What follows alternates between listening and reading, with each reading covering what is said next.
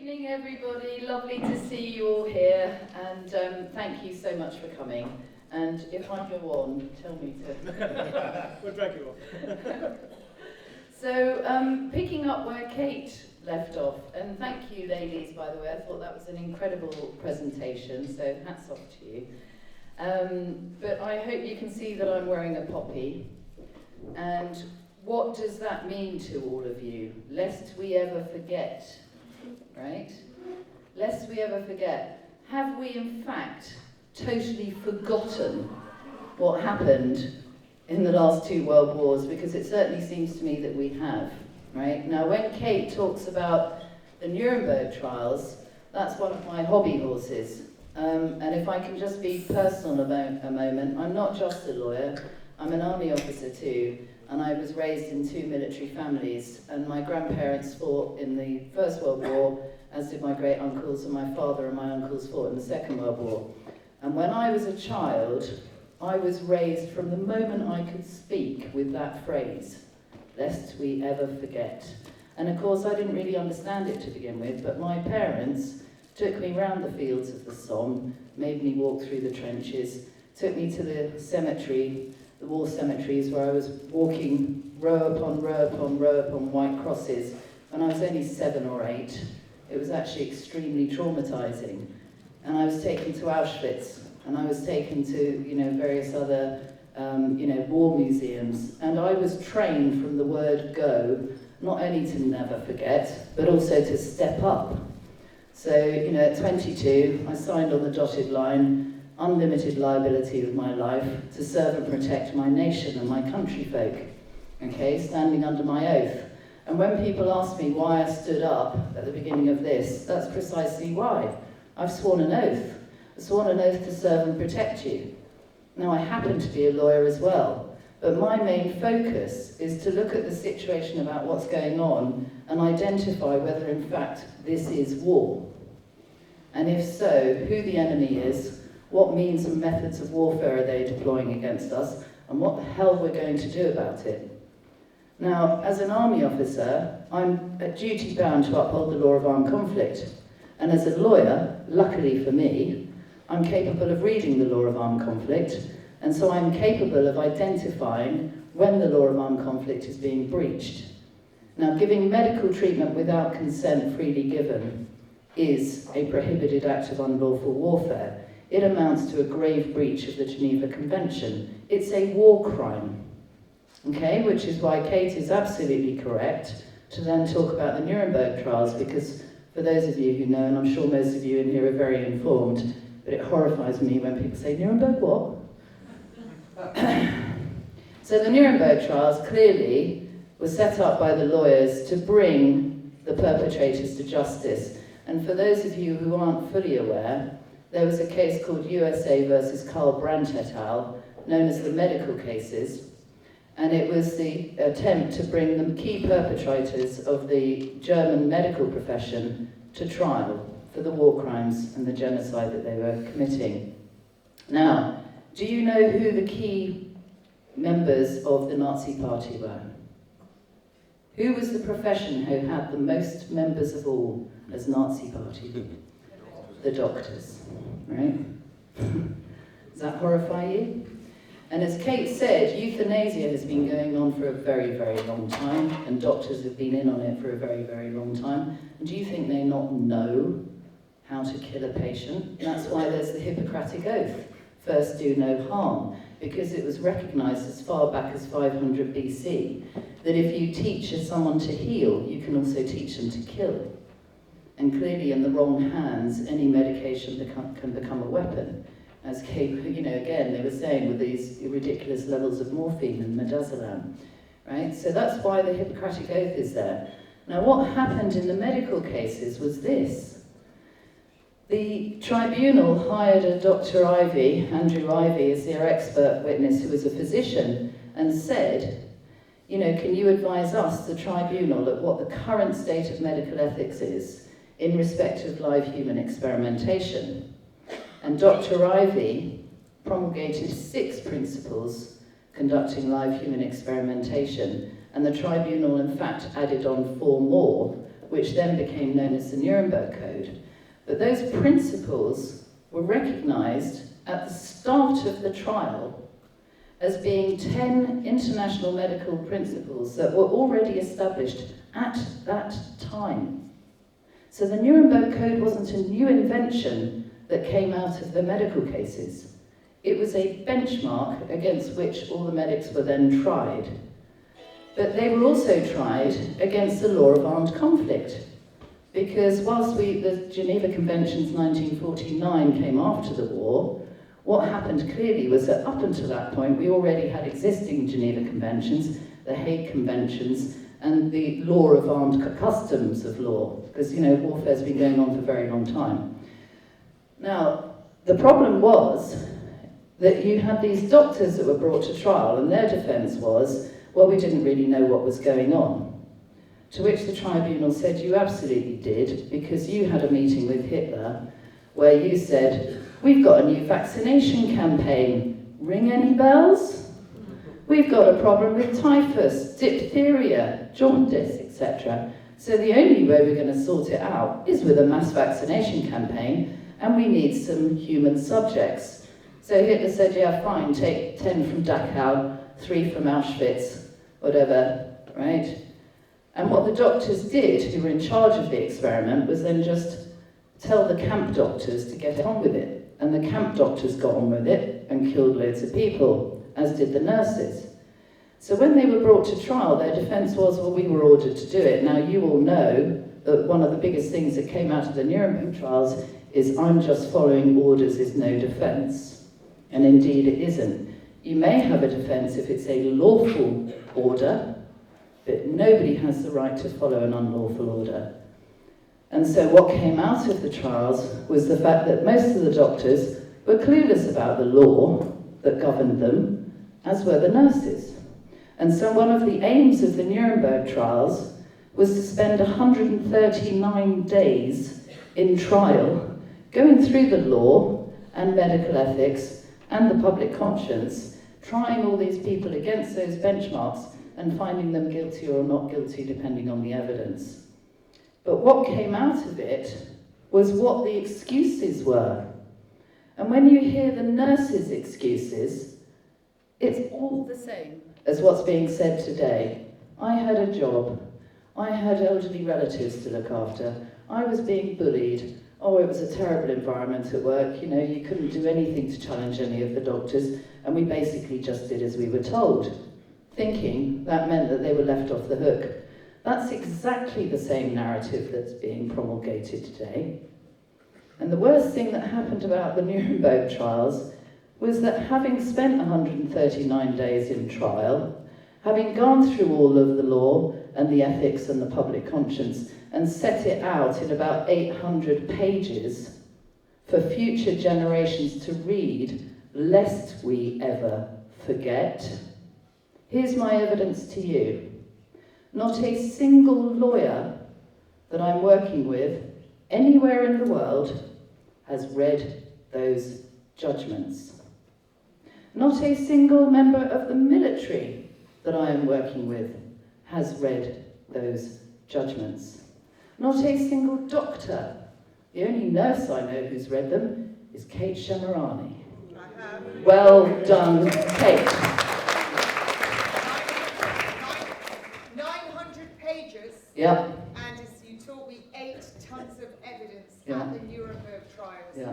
Very harrowing. It's online. Read it or listen to the audio version. It will make your mouth go dry. Yeah. And that's the thing, right? What is the point of taking people to court, seeking justice, getting justice, writing it all down for future generations as a handy little guidebook, and nobody bothers to read it? Okay? Now, what happened after the war was that there was an audit done of the Third Reich medical schools, and they found that most schools didn't even bother to ask their graduates to give an oath, to cite an oath. Guess what? That's happening again now. The medical schools, generally speaking, are no longer requiring an oath, right? So we have a problem where people who are entering the profession don't even think they have to give an oath, not to do any harm.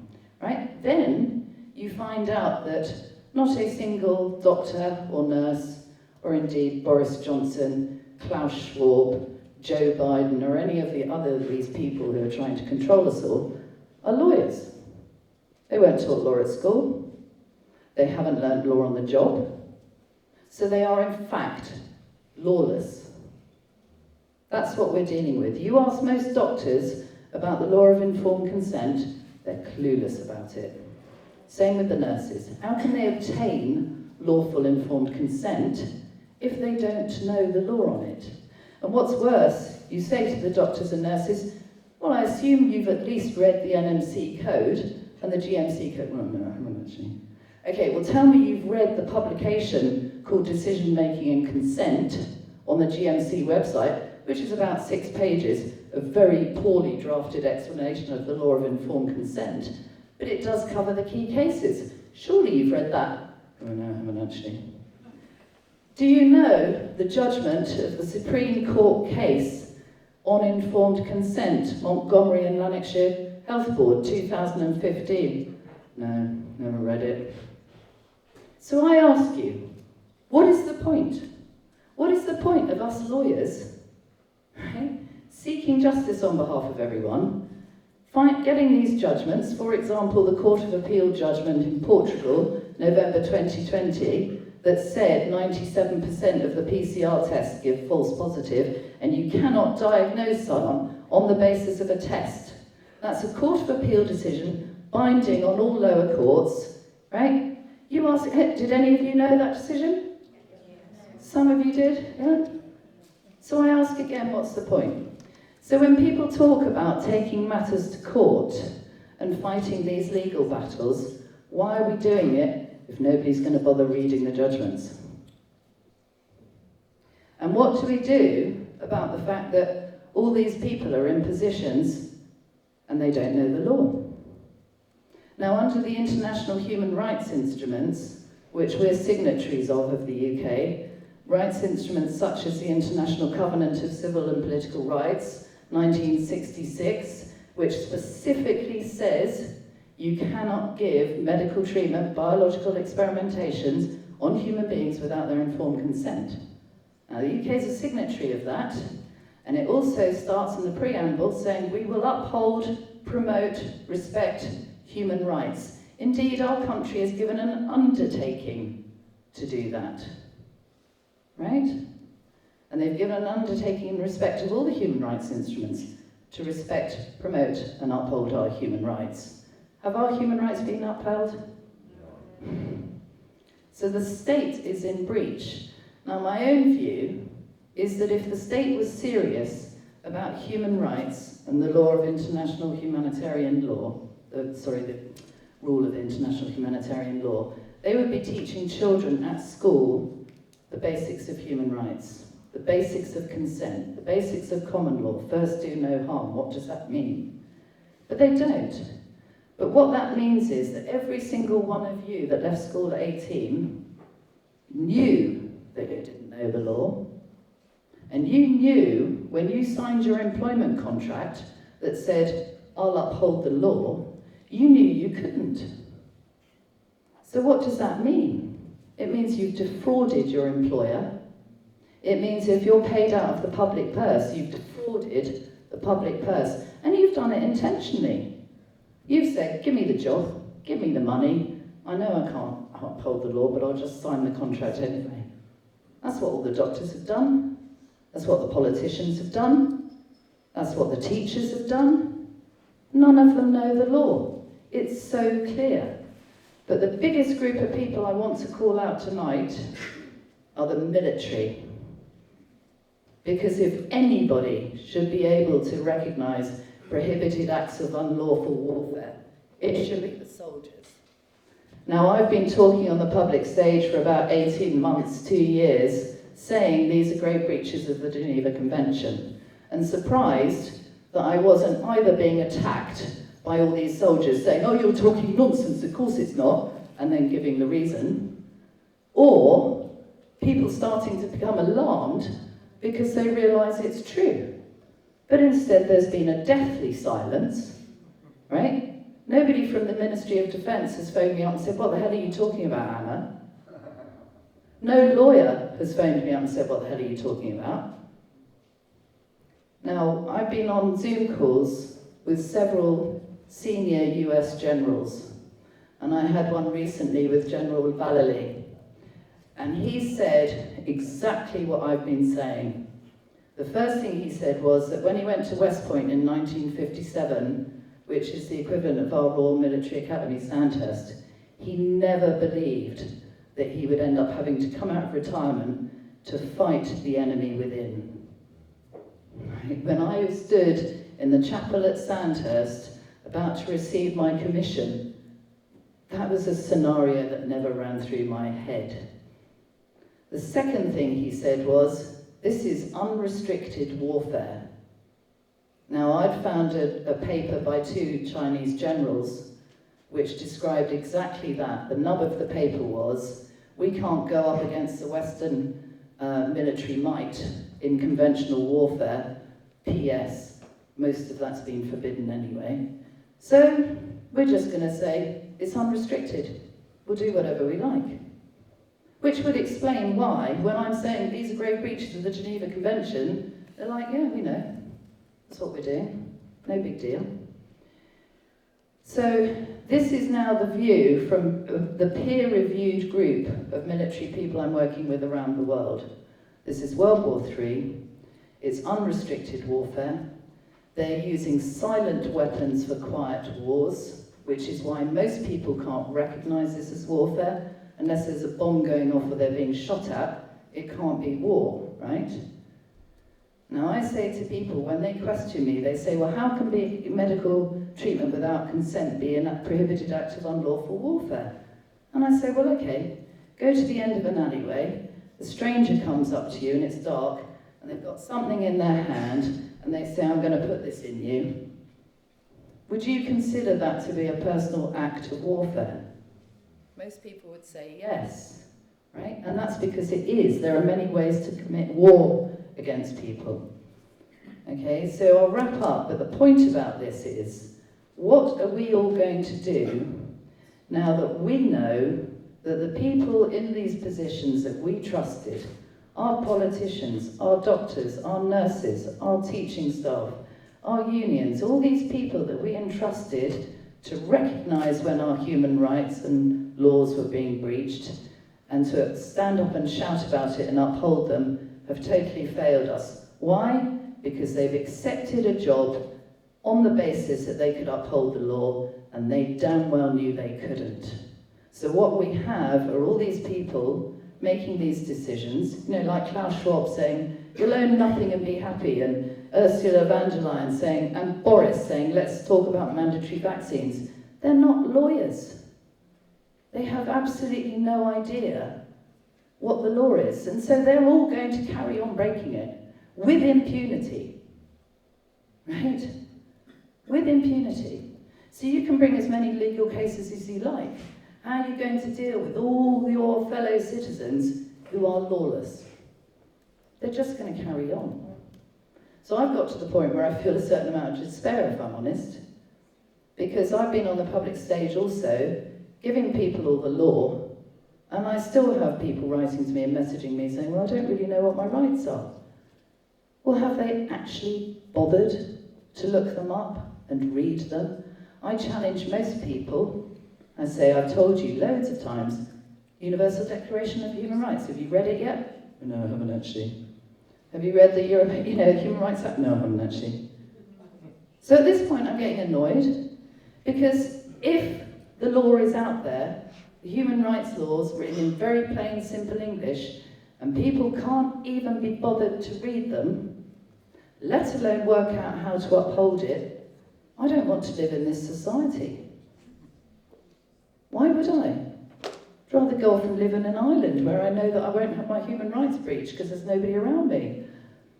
So, you know, we need to get our act together as a society. And one thing I've done now, haven't quite finished it yet, but this is a formal request for investigation into police conduct. And what I've done following watching how appallingly bad the police are when they're confronted at the vaccine clinics about the law, because they have no idea what the law is.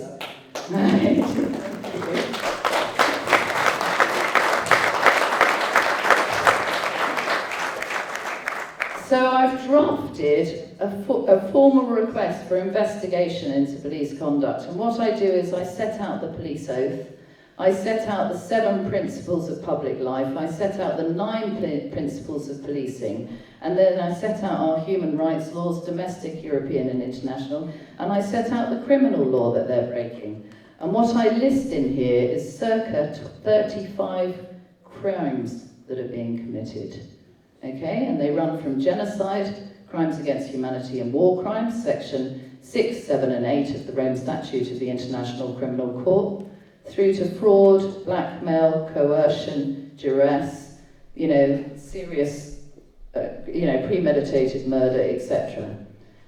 And I'll leave you with this point, because so many people don't know who to look for the source of, what they should be relying on. And I'll make this point to you.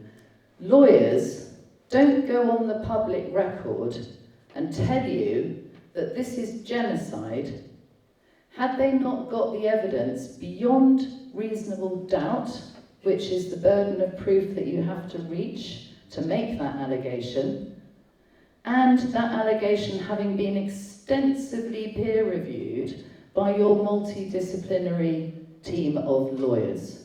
You don't make a stupid claim with 35 years of career behind you, such as me, had I not proved it beyond reasonable doubt.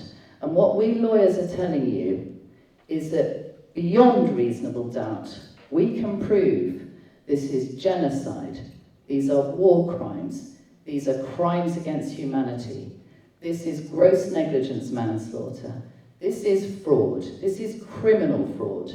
If we're talking about the lowest level of negligence, we are talking about criminal negligence, okay? Because the evidence is there that they knew the level of negligence they were committing. So please, if you're going to listen to anyone about whether crimes are being committed, don't listen to PC, constable, whatever, because they have 16 weeks at police college in which apparently they're taught everything. Can you imagine how much law they're taught? So, if you want to read this, please come and have a look at it at the front. It's not finished, but you can email me and get a copy. And what I'm asking people to do, please read it yourself, first of all. Check the legal references, it's all fully referenced, and then take it down to your local police station and ask them to chew on it. Okay? And anyone who's sadly lost a family member and you believe that they have been assaulted, murdered, trespassed upon, medical battery, hopefully you'll find the necessary law in here, and you can again print that off and say, here's my request for a formal investigation. Okay, so I hope that helps, and I hope I haven't gone on for too long. And if there's any other questions, please do ask.